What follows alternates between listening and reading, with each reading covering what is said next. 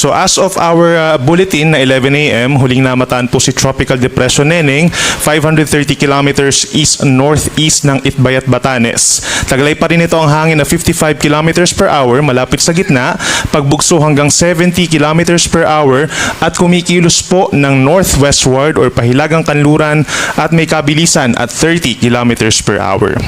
So base po sa ating latest satellite animation, wala namang direktang epekto itong si Tropical Depression sa alinmang panig ng ating bansa at yung mga pag-ulan na ating nararanasan dito po sa may Luzon at western section ng Visayas ay dahil pa rin po dito sa may southwest monsoon or hanging habagat na siyang bahagyang hinihila po nitong si Bagyong Neneng. So kung kahapon po may kababaan itong si Bagyong Neneng or yung low pressure area nasa may silangan po ng Cagayan, kaya yung concentration ng ulan kahapon ay nasa may Mindoro provinces, ngayon po sa timog na bahagi ng Calabarzon at yung mga nearby provinces pa dito sa may Palawan and Romblon. Pero ngayon po dahil umaangat na itong si Bagyong Neneng, bahagyang umaangat na rin po yung ating concentration ng mga ulan, which is nakafocus na dito sa may kanlurang parte po ng Central Luzon at yung lalawigan po ng Pangasinan. Doon po malalakas ang mga ulan sa mga sandaling ito.